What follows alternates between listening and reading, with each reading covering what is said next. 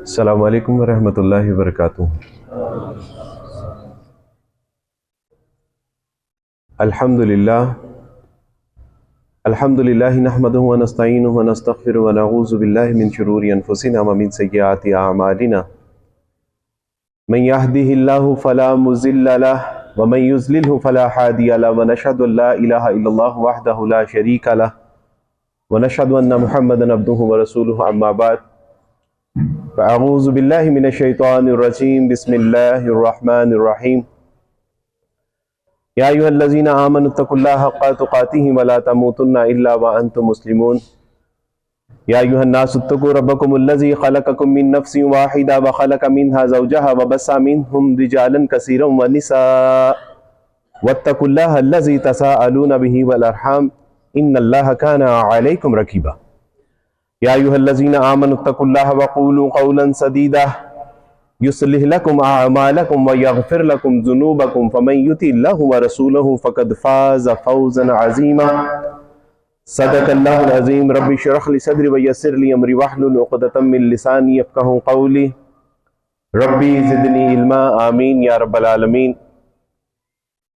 ہر طرح کی تعریف اللہ سبحانہ و تعالیٰ کے لیے ہے، جو رب ہے تمام جہانوں کا، اور جس کے قبضہ قدرت میں ہم سب کی جان ہے، اور بالآخر ہم سب کو اسی کی طرف لوٹ کر جانا ہے۔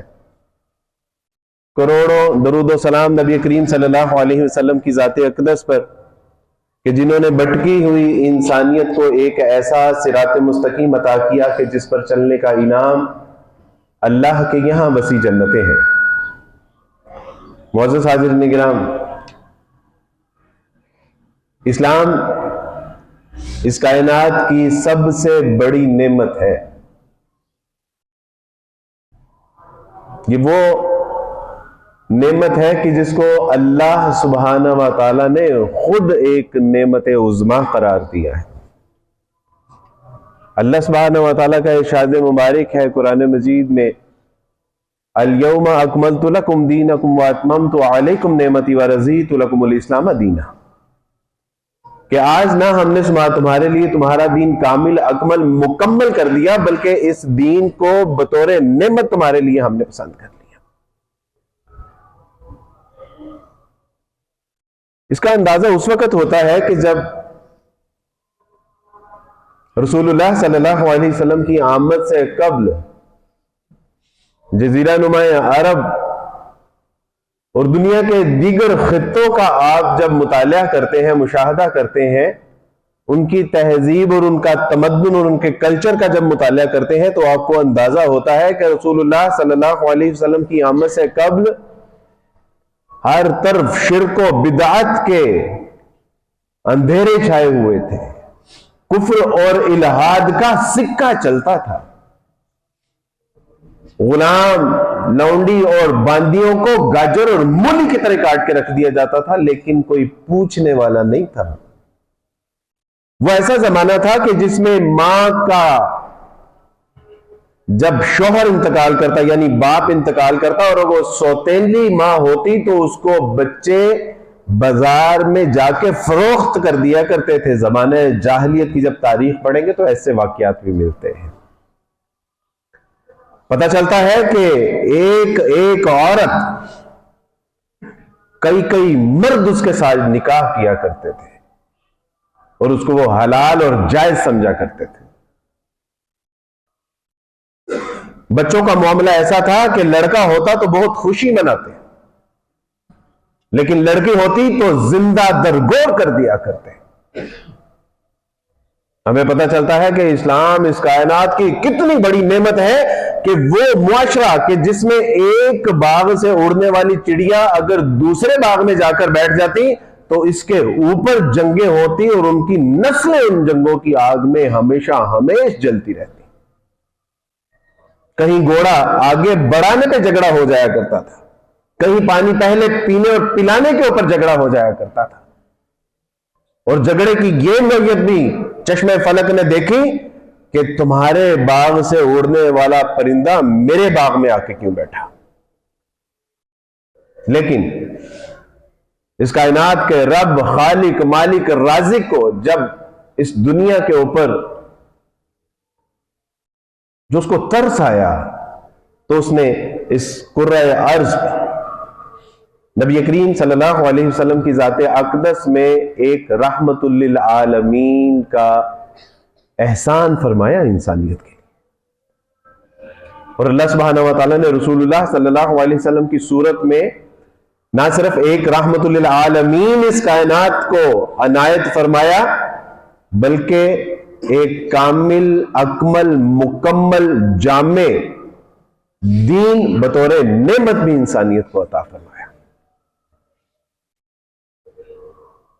ہم دیکھتے ہیں کہ ماؤں کا معاملہ ایسا تھا کہ بچے کبھی بازار میں فروخت کر دیا کرتے، کبھی ان کے ساتھ سوتیلی ماؤں کے ساتھ نکاح تک پڑھا دیتے.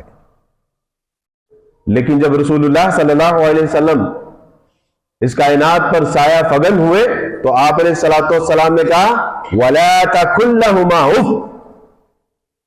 دیکھو، زمانہ جاہلیت میں تم اپنے والدین کے ساتھ، اپنی ماں، اپنی بہنوں کے ساتھ، اپنی بیٹیوں کے ساتھ جو کرتے رہے، میں اب تمہیں بتانے کے لیے آیا ہوں کہ اللہ سبحانہ و تعالیٰ نے اس کائنات کے لیے عورت کو ایک بطور تحفہ عطا کیا ہے. اگر وہ ماں ہے تو تمہاری جنت اس کے قدموں کے تلے رکھ دی گئی ہے. اگر وہ بہن ہے تو تمہاری اشک شوئی اور دل جوئی کرنے کے لیے ہے. جب تم جہاد کے لیے نکلو تو تمہارے سر کے اوپر امامہ اور تمہیں تلوار کے ساتھ رخصت کرے.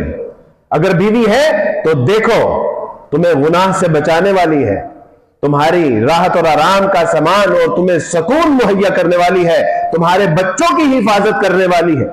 اور رسول اللہ صلی اللہ علیہ وسلم نے تمام عورتوں کے رشتوں میں کہا کہ بیٹی جس کو ظالموں تم جو ہے وہ زمانے جاہلیت میں قبر میں زندہ دفن کر دیا کرتے تھے. وہ ایک صحابی کا واقعہ بھی آتا ہے. فرمایا کہ نہیں، یہ تو اللہ کی رحمتیں ہیں. اولاد اگر نعمت ہے تو نعمت کا تو حساب دیا جائے گا. ثم لتسألن یومئذ عن النعیم. لیکن رحمت کا تو کوئی حساب نہیں ہوتا. وہ تو اللہ جس کو خوش کرنا چاہتا ہے بیٹے عطا فرما دیتے ہیں، لیکن جس سے خوش ہوتے ہیں اس کو بیٹیاں عطا فرما دیتے. اور آپ علیہ الصلوۃ والسلام نے بتایا کہ یہ تو جگر کے ٹکڑے ہوتے ہیں، یہ تو آنکھوں کی ٹھنڈک ہوتی ہے، دلوں کا چین. رات 9 ساڑھے 9 بجے سے لے کے 10 ساڑھے 10 بجے تک کچھ فیملی ایشوز کے اوپر سیشن کرنے ہوتے ہیں، مجھے کاؤنسلنگ کرنی ہوتی ہے. اور اکثر و بیشتر کے جو شکوے شکایتیں ہوتی ہیں وہ بچیاں شکایت کر رہی ہیں کہ عبد الوارث بھائی ہمیں بتائیں کہ ہم کیا کریں. وہ کہتے ہیں کہ بیٹا ہی پیدا ہونا چاہیے. اور بیٹی پیدا ہو جاتی ہے تو ساس کہتی ہے کہ اٹھا کے اس کو اپنے امی ابا کے گھر چھوڑاؤ، ہم نے تم سے بیٹا کہا تھا. عبد الوارث بھائی بتائیں میرا اس میں کیا قصور ہے کہ اگر بیٹی پیدا ہوئی ہے تو؟ ہائے اللہ، کیسے بدبخت اور بد نصیب لوگ ہیں کہ اللہ سبحانہ و تعالیٰ نے جس کے اوپر اپنی رحمت کا نزول کیا وہ کہہ رہے ہیں کہ اس کو اپنے اما ابا کے گھر چھوڑاؤ. تو میں نے کہا کہ بیٹا اس میں تمہارا تو کوئی قصور ہی. اللہ سبحانہ و تعالیٰ قرآن مجید میں ارشاد فرماتے ہیں کہ ہم جس کو چاہے بیٹے دیں، جس کو چاہے بیٹیاں دیں، جس کو چاہے ملا جلا دیں اور جس کو چاہے کچھ بھی نہ دیں. وہ بیٹا تمہارا تو اس میں کوئی قصور ہی نہیں. اللہ سبحانہ و تعالیٰ نے ماں کا مقام و مرتبہ، باپ کا مقام و مرتبہ ارشاد فرماتے ہوئے کہا وَلَا تَقُل لَّهُمَا اُفٍّ. اور دنیا جہان کی کتابیں اٹھا کے دیکھیے، علم اللسانیات کی کتابیں اٹھا کے دیکھیے، گرامر کی کتابیں اٹھا کر دیکھیے، آپ کو گرامر کی کتابوں میں جو بے ادبی کا لفظ ہے اس سے چھوٹا لفظ کوئی ہوتا تو اللہ سبحانہ و تعالیٰ کہتے ہیں کہ خبردار تم نے اپنے والدین کے سامنے یہ لفظ بھی بولا. الف اور فا، اف، 2 حرفی لفظ. اللہ سبحانہ و تعالیٰ نے کہا کہ جو اللہ کو ماننے والے ہیں، رسول اللہ کو ماننے والے ہیں، کتاب اللہ کو ماننے والے ہیں، دوزخ اور جنت کو ماننے والے ہیں، جو فرشتوں اور کتابوں اور انبیاء علیہ السلام پہ ایمان لانے والے ہیں، ان کو اجازت نہیں ہے کہ وہ اپنے والدین کے سامنے اف تک بھی کہیں۔ یہاں پہ اکثر و بیشتر والد بیٹھے ہوئے ہیں، مجھے بتائیے کہ کیا یہ اسلام آپ کے لیے نعمت اور رحمت بنا کر نہیں بھیجا گیا کہ جس نے میرا مقام و مرتبہ اتنا کر دیا؟ میرے 7 بچے ہیں اور 7 کو یہ پتا ہے کہ ہم نے اپنے والد کو اف تک نہیں کہنا، صدقے نہ جاؤں پھر اسلام کے تو اور کیا کروں۔ وہی والد کہ جس کے نہ احکامات تھے، نہ اس کی عزت تھی، نہ مقام و مرتبہ تھا۔ یہ ایک ہرا بھرا درخت ہوتا ہے، اپنی اولاد کو اپنی تمام ہریالی جو ہے وہ اس میں منتقل کر دیتا ہے، اپنی طاقت، اپنی قوت ساری اس کے اندر منتقل کر دیتا ہے، اپنی ہڈیوں کا گودا اس کی ہڈیوں میں بڑھتا ہے، خود یہ سوکھا خشک درخت بن جاتا ہے، لیکن اس کو یہ تناور درخت سبز اور ہرا بھرا جو ہے وہ ایک تناور درخت بنا دیتا ہے اور خشک سوکھی لکڑی کی مانند بن جاتا ہے۔ لیکن اسلام کہتا ہے کہ اب تو یہ تیری عزت کا مستحق ہے، اب تو یہ تیری شفقت، تیری محبت، تیری رحمت کا مستحق ہے، اور ان کے لیے دعا کرو، رب ارحمہما کما ربیانی صغیرا۔ اللہ جانتے تھے کہ میرے بندے نے اس بچے کے اوپر کس طرح شفقت اور محبت کی، کہا کہ نبی اب ان کو بتائیے کہ یہ اپنے باپ کے لیے، اپنی ماں کے لیے اس طرح دعا کیا کرے کہ اللہ ان کے اوپر بھی ویسی شفقت اور محبت اور رحمت نازل فرمائیں گے جس طرح اس نے بچپن میں میرے ساتھ شفقت اور محبت۔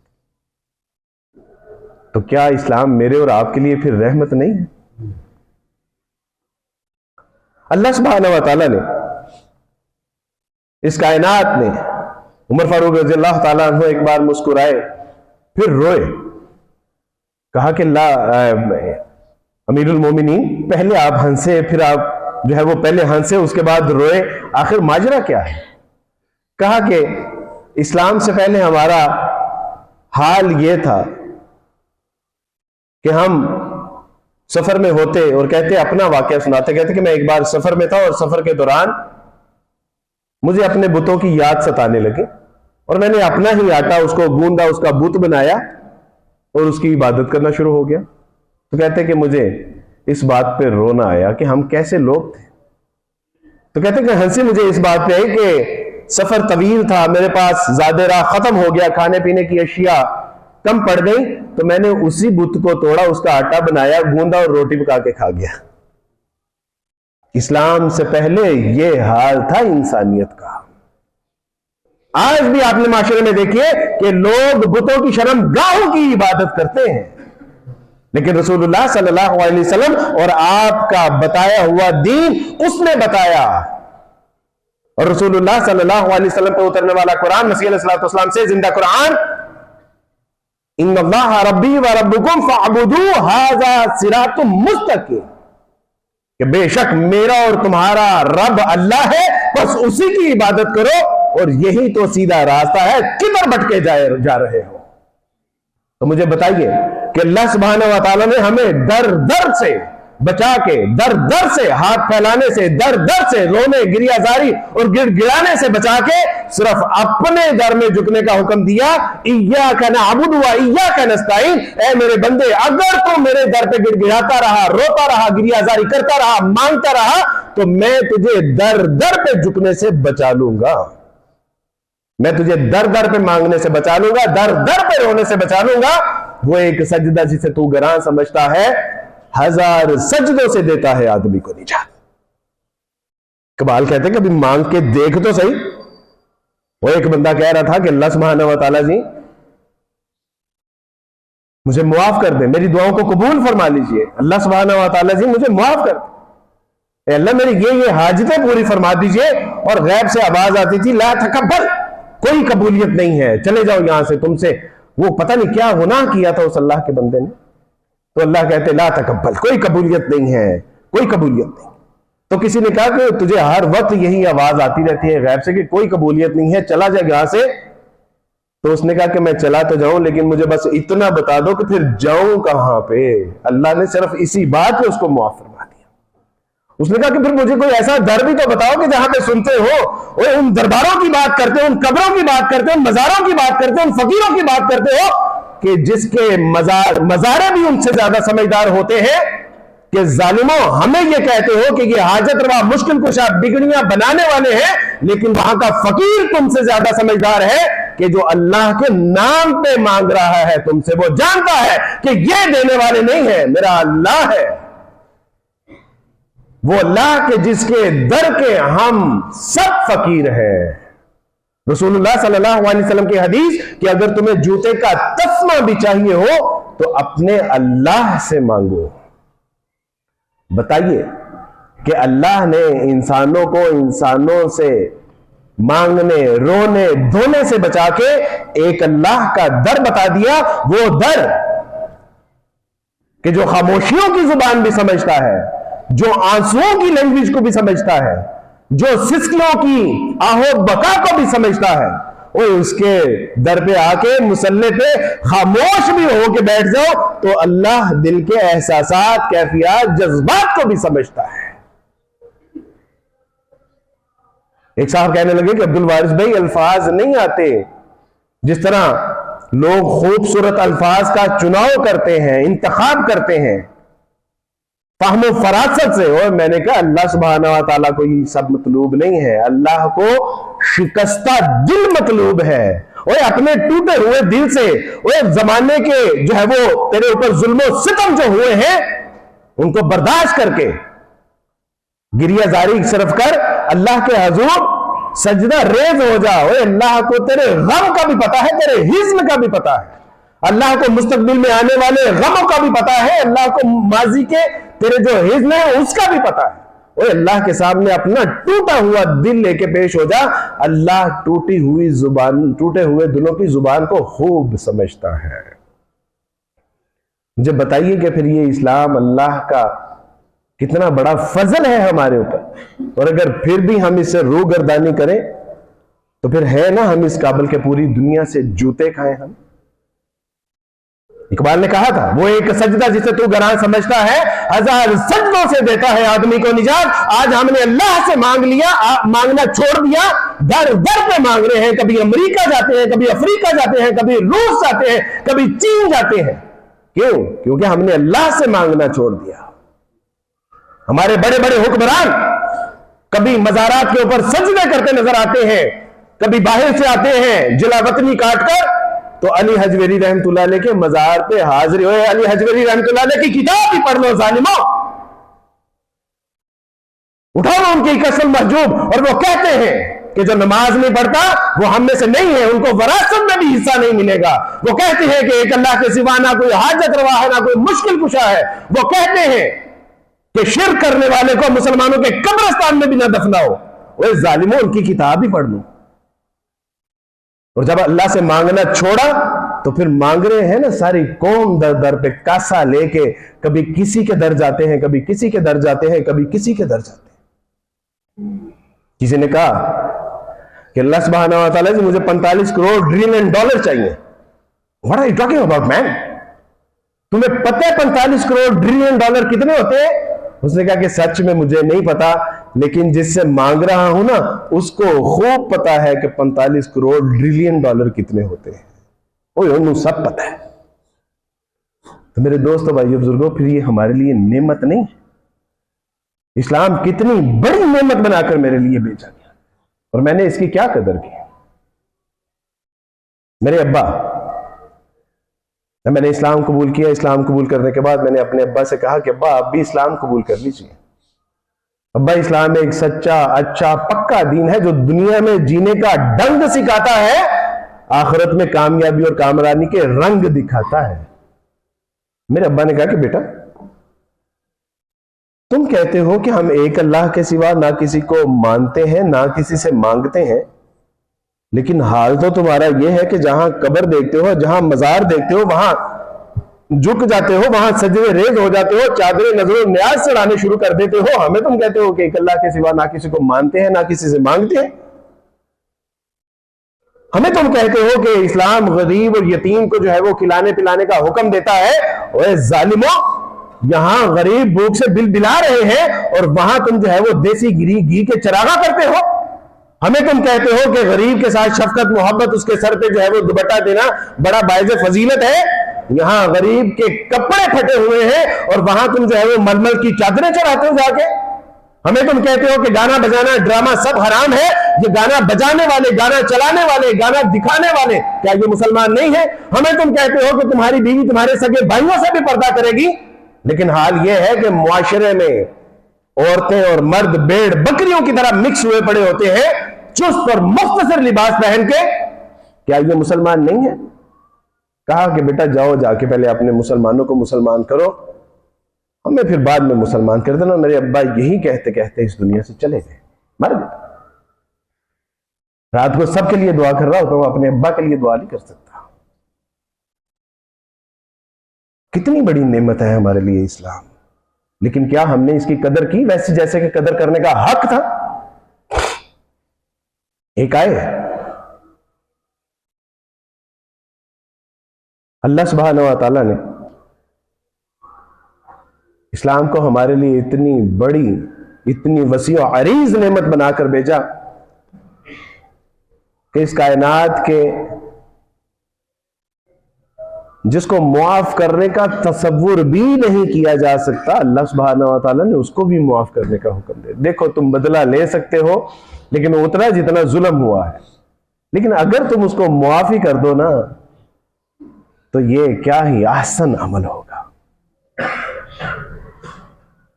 رسول اللہ صلی اللہ علیہ وسلم نے چاند کے 2 ٹکڑے بھی کر کے دکھائے. کتنے لوگ ایمان لے کے آئے؟ چند لوگ. آپ نے صلی اللہ علیہ وسلم کے ہاتھ پہ کنکریاں کلمہ پڑھ کے دکھا رہی ہیں, چند مشرکین نے اسلام قبول کیا. آپ نے صلی اللہ علیہ وسلم کے غزوات میں فرشتوں کو اترتے دیکھا. یہود و نصارہ نے گواہی دی اس بات کی کہ ہم نے دیکھا کہ وہاں کوئی غیر انسانی مخلوق تھی. چند لوگوں نے اسلام قبول کیا, لیکن رسول اللہ صلی اللہ علیہ وسلم جب مکہ فتح ہوتا ہے, آپ علیہ الصلوۃ والسلام کے پاس آ کے کسی نے کہا کہ اللہ کے رسول صلی اللہ علیہ وسلم فلاں صحابی یہ فرما رہے ہیں الیوم یوم الملحمہ, کہ آج تو قیمے اور بوٹی کا دن ہے, آج تو ان کا جو ہے وہ خوب خون بہایا جائے گا. رسول اللہ صلی اللہ علیہ وسلم جس کو رحمت للعالمین بنا کر بھیجا تھا, فرمایا الیوم یوم الرحمہ, آج تو رحمت, درگزر, معاف کرنے کا اور چھوڑ دینے کا دن ہے, آج نہیں. کیوں؟ کیونکہ مجھے رحمت للعالمین بنا کر بھیجا گیا ہے. اور 7,000 یہ سب سے ایک وقت میں سب سے زیادہ اسلام قبول کرنے والوں کی تعداد سی. 7,000 لوگوں نے اسلام قبول کیا.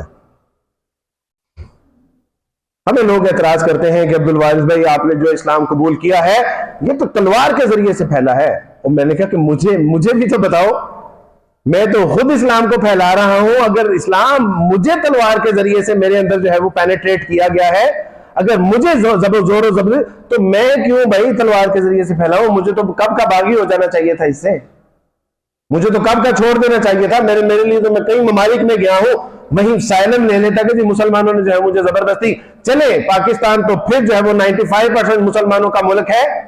امریکہ میں جو اسلام قبول کر رہے ہیں ان کے اوپر کون سی تلوار لٹک رہی ہے؟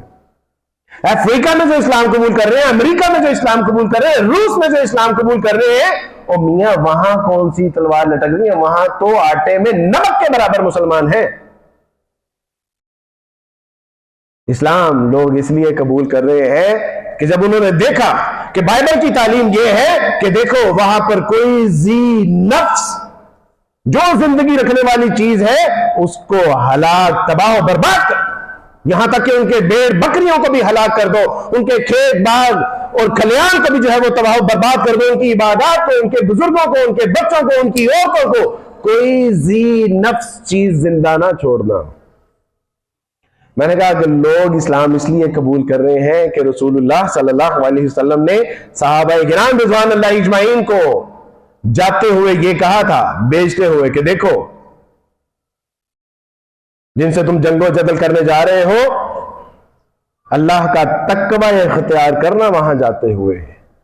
اللہ سے ڈرتے رہنا کہ کہیں عورتوں کو قتل نہ کرنا، وہ تو صنف نازک ہوتی ہیں۔ وہ جب آئے تھے، جب ایک بہت صدقہ خیر حاتم تائی کی بیٹی جب آئی تھی تو رسول اللہ صلی اللہ علیہ وسلم نے فرمایا تھا، جب وہ آئیں چادر بچھائی، ان کو بٹھایا، کہا کہ بیٹیاں تو پھر سب کی سانجھی ہوتی ہیں نا، عزت دی، اور کہا کہ دیکھو عورتوں کے اوپر تلوار مت چلانا، ان کو قتل نہ کرنا، ان کے بچوں کو قتل نہ کرنا۔ وہ بچوں کا کیا قصور ہے، وہ تو ناسمجھ ہوتے ہیں۔ دیکھو بوڑھے بھی ضعیف ہو چکے ہیں، کہیں اپنی طاقت کا روب اور دبدبہ ان کے اوپر نہ آزماتے رہنا۔ دیکھو مذہبی رہنما، لوگ کیا کہیں گے کہ ہمارے مذہبی رہنماؤں کو قتل کر دیا، ان کو بھی چھوڑ دینا۔ دیکھو ان کی عبادت گاہوں کو بھی نہ کچھ کہنا، دیکھو ان کے باغات کو تباہ و برباد نہ کرنا، ان کو آگ نہ لگانا، ان کے درختوں کو تباہ نہ کرنا، ان کے کھیت کھلیان اور ان کے چوپایوں کو بھی کچھ نہ کہنا۔ اللہ کے رسول پیچھے آپ نے چھوڑے کیا ہے؟ وہ کہ جو آپ کو قتل کرنے کے لیے آئے اس کو صرف قتل کرنا ہے، یعنی نوجوان مرد صدقے نہ جائیں پھر ایسے رسول اور ایسے دین کے اوپر، تو پھر کیا کریں میرے دوست؟ کیا یہ رحمت نہیں ہے انسانیت کے لیے؟ تو میں نے کہا کہ جناب اس لیے لوگ اسلام قبول کرتے ہیں۔ آپ سمجھتے ہیں کہ لوگوں کو زبردستی ہو؟ نہیں، کائنات کے سلاطین نے، کائنات کے حکمرانوں نے زمینوں کے اوپر حکمرانی کی ہے، لیکن رسول اللہ صلی اللہ علیہ وسلم نے اپنے احسان، قربانی، بردباری، رحم دلی کے سبب سے لوگوں کے دلوں پہ حکمرانی کی ہے۔ میں نے کرسچن، جب میں عیسائی تھا تو رسول اللہ صلی اللہ علیہ وسلم کی سیرت کی صرف ایک کتاب پڑھی تھی، سیرت النبی صلی اللہ علیہ وسلم، مولانا شبلی نعمانی رحمۃ اللہ علیہ کی صرف ایک کتاب۔ اور اس کے بعد حال میرا پتہ کیا تھا کہ یہ دل جو 27 سال عیسائیوں کے ساتھ دھڑکتا رہا، اب رسول اللہ صلی اللہ علیہ وسلم کے لیے دھڑکتا تھا، تڑپتا تھا، تڑپتا تھا، اور غیر اختیاری رسول اللہ صلی اللہ علیہ وسلم سے محبت ہو گئی، اپنا دل دے بیٹھا تھا رسول اللہ کو۔ اوے پڑھیں تو صحیح رسول اللہ کی سیرت کو۔ اوے آج تمام ہیرو، ایکٹر، کرکٹر، سٹارز، ان کی زندگیاں تو ہم پڑھتے ہیں، لیکن نہیں پڑھی تو رسول اللہ کی زندگی نہیں پڑھی۔ جنہوں نے ماں باپ کو عزت دی، جنہوں نے بیٹے اور بیٹیوں کا احترام سکھایا، اور جنہوں نے معاشرے میں رحم دلی کا درس دیا، وہ پڑھے تو صحیح رسول اللہ کی سیرت۔ آپ کو اس میں اگر اپنا مقام و مرتبہ نظر نہ آیا تو پھر جا کے کہیے گا۔ کسی نے لکھا تھا، کسی نے لکھا کہ زبان حال سے کہ رسول اللہ نے جب بلال کو حکم دیا ہوگا کہ بلال جائیے ذرا خانہ کعبہ کے اوپر چڑھ کے اذان دیجئے، تو بلال نے کہا تو ہوگا کہ اللہ کے رسول صلی اللہ علیہ وسلم جی میری آواز تو اتنی ہے کہ صحن حرم سے بھی اذان دو تو پورے مکے والوں تک میری آواز پہنچ سکتی ہے، تو پھر چھت پہ کیوں؟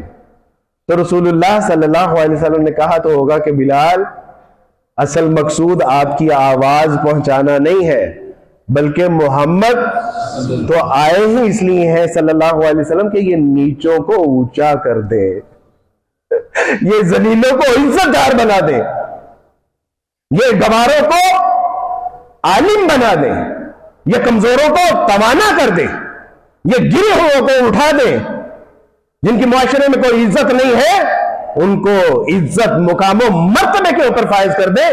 اور محمد صلی اللہ علیہ وسلم کوئی اذانوں کے لیے تھوڑی آئے، محمد صلی اللہ علیہ وسلم تو پسے ہوئوں کو، ذلیلوں کو عزت، مقام و مرتبہ اور رفعت عطا کرنے کے لیے آئے۔ تو کہا کہ اصل میں مقصد یہ تھا۔ پڑھیں تو صحیح، ہم سارے کبھی نہ کبھی تو بچے تھے نا۔ رسول اللہ صلی اللہ علیہ وسلم نے فرمایا کہ ماں باپ کے اوپر سب سے پہلا، باپ کے اوپر سب سے پہلا حق اس کی اولاد کا۔ استاد جی نے پوچھا بتاؤ کیا ہے؟ کہا کہ استاد جس کی تعلیم و تربیت، اس کا نام نفقہ، اس کی رہائش، آسائش، اس کی سہولیات زندگی کا ساز و سامان۔ کہا نہیں چل رہے ہو، تجھ تو بڑا گرا سوچتے پہ۔ کہا کہ پھر استاد جی آپ ہی بتائیں۔ کہا کہ اولاد کا اس کے باپ کے اوپر حق یہ ہے کہ اس کے لیے اچھی ماں کا انتخاب کرے۔ دیکھیں کہ ابھی ہم دنیا میں بھی نہیں آئے تھے تو رسول اللہ صلی اللہ علیہ وسلم ہمارے حقوق بتا رہے ہیں۔ فرمایا کہ اولاد کا سب سے پہلا حق یہ ہے کہ باپ اس کے لیے اچھی ماں کا انتخاب کرے. کہاں بھٹکے جا رہے ہیں. اور اس پیغام، اس اسلام کو میں نے تو، آپ نے تو آگے پہنچانا تھا یار. ہم تو خود ہی نہیں سمجھے اسلام کو، ہم نے تو خود ہی اسلام کو چھوڑ دیا. ہم نے کہا کہ مسلمان پیدا ہو گئے ہیں، داڑھی بھی آ گئی ہے، ٹوپی بھی آ گئی، بس اللہ اللہ خیر صلاح. نہیں میرے دوستو بھائیو بزرگوں، اس کائنات میں گروہ جہلا، اس کائنات میں پسے ہوئے لوگ، اس کائنات کے جہالت میں گرے ہوئے لوگ، اس جہان میں جو تباہی اور بربادی کے دہانے پر کھڑے ہوئے لوگ ہیں، آپ کے منتظر ہیں کہ کہاں سے عبداللہ نکلتا ہے، کہاں سے عبد الرحمن آتا ہے، کہاں سے مثل حبشی بلال نکلتا ہے، اور کہاں سے ابو ذر غفاری نکلتا ہے، کہاں سے محمد بن قاسم آتا ہے، اور کہاں سے صلاح الدین ایوبی آتا ہے. وہ تلاش میں ہے تاکہ وہ پسے ہوئے ذلیل و رسوا جو کیے ہوئے لوگ ہیں، جو تباہی اور بربادی کے دہانے پر کھڑے ہوئے لوگ ہیں، وہ منتظر ہیں آپ کے. بڑے شوق سے سن رہا تھا زمانہ، اور تم ہی سو گئے داستان کہتے کہتے. اسلام تو راکٹ کی طرح پوری دنیا میں پھیل رہا تھا، پہنچ رہا تھا.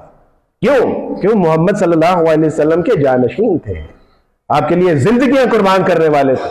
آپ علیہ الصلوۃ والسلام نے صرف ایک جملہ کہا تھا، حل بلغت، کیا میں نے تم تک دین پہنچا دیا؟ قالوا نعم فلیبلغ الشاہد والغائب. اب پھر پہنچاؤ یہ دین ان لوگوں تک جو یہاں پر موجود نہیں ہے. تو پھر نکلے، پھر پوری دنیا میں پھیلے. اور صحابہ کرام کی سندھ میں بھی، ہند میں بھی قبریں ملتی ہیں، افریقہ میں بھی ملتی ہیں، چین میں بھی ملتی ہیں، فلسطین میں بھی قبریں ملتی ہیں. پوری دنیا میں پھیل گئے. کس لیے؟ اللہ کا دین کا پیغام پہنچانے کے لیے. اور ابھی تک ہم جو ہے وہ قرآن سے نہ آشنا ہے، رسول اللہ صلی اللہ علیہ وسلم کی تعلیمات سے نہ آشنا ہے. تو دین پہنچائے گا کون؟ میرا باپ اس دنیا سے چلا گیا، یہ خسارہ میں ساری زندگی پورا نہیں کر سکتا. آپ کے علاقوں میں کتنے غیر مسلم ہیں جن تک اسلام پہنچانا ہے؟ کیا آپ یہ خسارہ پورا کر سکتے ہیں؟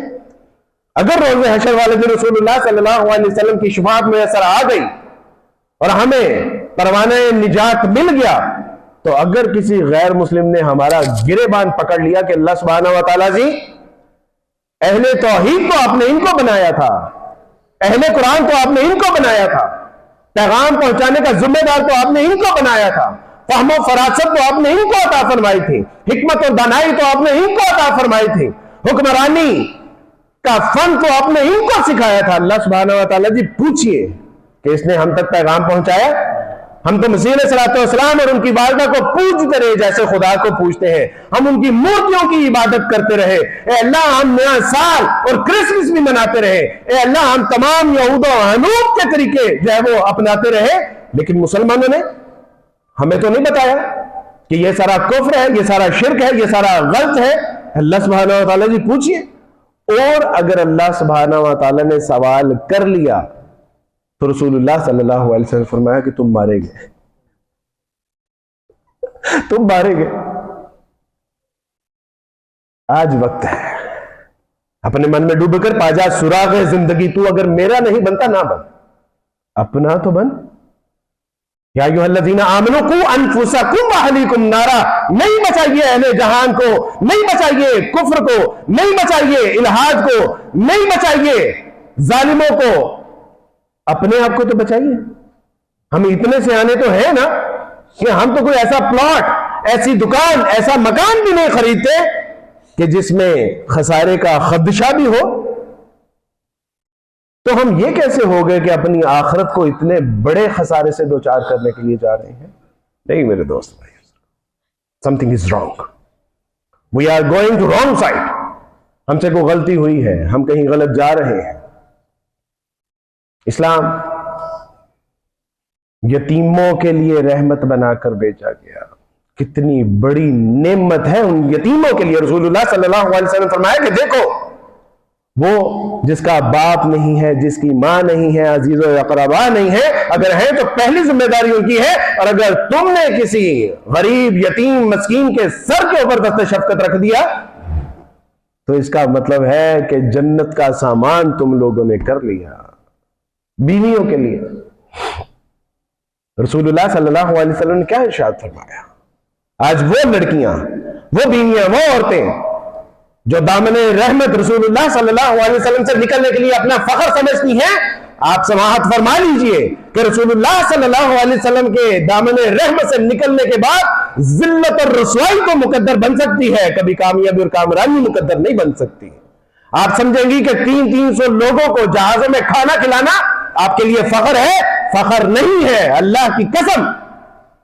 میں دنیا جہان میں سفر کرتا ہوں اور دیکھتا ہوں کہ جہازوں میں عورت کو کس نظر سے دیکھا جاتا ہے، اور وہ سمجھ رہی ہوتی ہے کہ I am serving to the humanity، انسانیت کی خدمت کر رہی ہوں۔ اس کی خدمت تو اللہ سبحانہ و تعالیٰ نے اس کے شوہر کا ذمہ لگایا ہے۔ خدمت کرنی ہے تو اپنے شوہر کی کریں، خدمت کرنی ہے تو اپنے والدین کی کریں، اپنے بچوں کی کریں، ان کی تربیت کریں۔ ایک عورت کہنے لگی کہ عبدالوارث بھائی آج کا مرد ٹھیک نہیں ہے، تربیت یافتہ نہیں ہے۔ میں نے کہا کہ بیٹی تیری گود میں جو بچہ ہے نا، اس کی ایسی تربیت کر کہ 15 سال کے بعد عورتیں یہ نہ کہیں کہ آج کا نوجوان تربیت یافتہ نہیں ہے۔ بیٹی تو نے تربیت کرنی تھی۔ فاطمہ رضی اللہ تعالیٰ عنہ کے حضور 2 بچے حسن اور حسین لڑ رہے ہیں، اور لڑتے لڑتے فاطمہ نے دونوں کو الگ کیا اور کہا کہ بیٹا مجھے ایک آیت کا مفہوم تو سمجھاؤ۔ کہا کہ جی اماں حضور۔ کہا کہ بیٹا اس کا کیا مطلب ہے؟ لا تفسدوا فی الارض۔ مفہوم کیا سمجھانا تھا، آپ ہی تفسیر سمجھ آ گئی۔ کہا کہ اماں ہمیں معاف فرما دیجئے، جب ماں قرآن و سنت سے مزین ہوگی، جب ماں قرآن و سنت سے جو ہے وہ اس کا زیور آراستہ ہوگا، جب اس کے علوم و فنون جانے گی، جب اس کی فہم و فراست اس کے ہاں میسر ہوگی، تو پھر وہ اپنے بچوں کو بھی بتا سکتی ہے کہ لا تفسدوا فی الارض کیا ہوتا ہے۔ جب ماں للہیت والی، گریہ زاری کرنے والی، اس کے اندر تقوی اور اللہ کا خوف ہوگا، تو پھر ایک عورت جس کا ہاں بچہ ہوتا ہے اور یتیم، باپ کا سایہ بھی سر سے چلا گیا، اور کیا کیا کہ اللہ نے اس کی بینائی لے لی اور راتوں کو اٹھ کے اللہ کے حضور کہتی کہ اللہ سبحانہ و تعالیٰ جی میں نے آپ سے بچہ مانگا تھا تاکہ میری جوانی اور میرے بڑھاپے کا سہارا ہوتا، آپ نے تو اس کو بھی نابینا دیا۔ اللہ جی مجھے نہیں پتا، میرے بیٹے کو بصارت عطا فرما دیجئے۔ اتنا اللہ کے ہاں روئی گڑ گڑائی گریہ زاری کی کہ ابراہیم علیہ السلام خواب میں آتے ہیں، کہا کہ بچے اب تیرے بیٹے کو صرف ظاہری بصارت نہیں بلکہ باطنی بصارت بھی ملے گی۔ اب اللہ صرف اس کو امام نہیں، امام المحدثین بنائے گا، اور وہ ماں تھی امام بخاری رحمۃ اللہ علیہ کی۔ کسی نے کہا کہ یہ آپ کے گھر ہونے والا بچہ تو کالا ہے۔ کہا کہ میں نے اس کو مقابلہ حسن میں نہیں بھیجنا، میں نے اس بچے کے جو کام ذمہ لگانا ہے وہ یہ ہے کہ یہ مشرکین سے بیت المقدس آزاد کروائے گا۔ اور 18-19 سال کی عمر میں اس ماں کا محض دعویٰ نہیں تھا، اس ماں کا بچہ بیت المقدس کے دروازے پہ فاتحانہ کھڑا تھا، جس کو دنیا صلاح الدین ایوبی کے نام سے جانتی ہے۔ اور یہ تھی مائیں کہ جن کو فخر تھا، اور پھر شوہر بھی ایسی ماؤں کی عزت احترام اور مقام و مرتبے کو سمجھتے تھے۔ ان کو پتا تھا کہ ہم نے ان کے حق میں کوئی زیادتی کی، ہم نے ان کو کوئی چماٹ ماری، ہم نے ان کو کوئی تانا دیا، تو اگر انہوں نے اللہ کے حضور کوئی میری شکایت لگا دی نا تو تباہی اور بربادی آ جائے گی۔ تب ان کا عزت مقام و مرتبہ ہوا کرتا تھا۔ بیٹی پہچان اپنے آپ کہ اللہ کے رسول صلی اللہ علیہ وسلم نے جو لایا ہوا دین ہے، وہ دین تجھے کتنی عزت عطا فرماتا ہے۔ رسول اللہ صلی اللہ علیہ وسلم نے فرمایا کہ خیرکم خیرکم لأہلہ وأنا خیرکم لأہلہ۔ تم میں سے بہترین مرد وہ ہے کہ جو تجارت کرتا ہے، تم میں سے بہترین مرد وہ ہے جو طاقتور ہے، جو جہاد کرتا ہے، جو مال خرچ کرتا ہے۔ نہیں، کہا کہ وہ کہ جو اللہ کی بندیوں کے ساتھ حسن سلوک سے پیش آتا ہے، ان عورتوں کے ساتھ۔ کیوں؟ پیش نظر یہ تھا کہ یہ تو اپنا ماں باپ، بہن بھائی، رشتہ دار، سہیلی، سکھیاں، گلی محلے اور سب کچھ چھوڑ کے تمہارے ساتھ پوری زندگی کے لیے جو ہے وہ نتھی ہو جاتی ہیں۔ اب ان کے ساتھ بھی تم گالم گلوچ کرو گے، اب ان کو بھی ماں بہن کی گالیاں دو گے، اب ان کو بھی دھرے مارو گے، اب ان کو بھی چماٹے مارو گے تم، اور رات کو جب تم نے ان سے مستفید ہونا ہوتا ہے تو بڑے میٹھے پیارے ہو جاتے ہو۔ اوے نہیں، مسلمان کا یہ شیوا نہیں ہوتا۔ خیرکم خیرکم لأہلہ وانا خیرکم لأہلہ، میں تم سب میں سے بہتر ہوں کیونکہ میں اپنی بیویوں کے ساتھ سب سے بہترین طریقے سے ہوں۔ تو بتائیے کہ رسول اللہ صلی اللہ علیہ وسلم کے دامن سے نکلنے کے بعد ہمارے پاس کوئی ہے جائے پناہ؟ توبہ کر لیجئے، صلح کر لیجئے اللہ سے، رجوع کر لیجئے اللہ سبحانہ و تعالیٰ کی طرف۔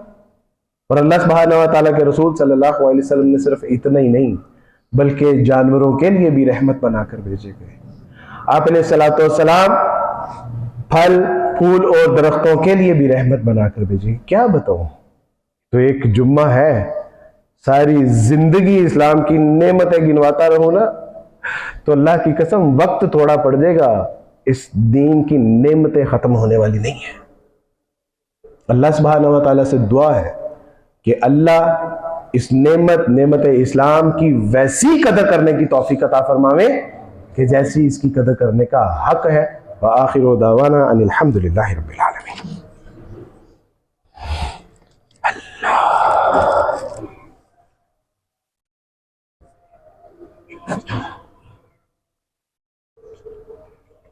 حول ولا قوة۔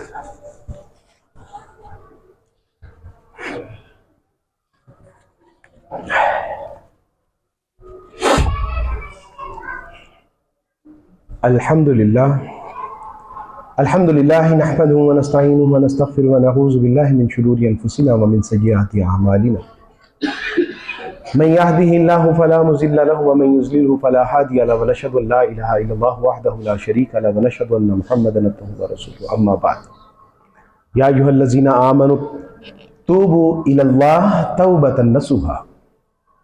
میرے دوستو، بھائیو، بزرگوں، جس طرح اس کائنات میں اللہ کے سوا کوئی الہ نہیں ہے نا، اور رسول اللہ صلی اللہ علیہ وسلم کے بعد کوئی نبی نہیں ہے، آپ خاتم النبیین ہیں۔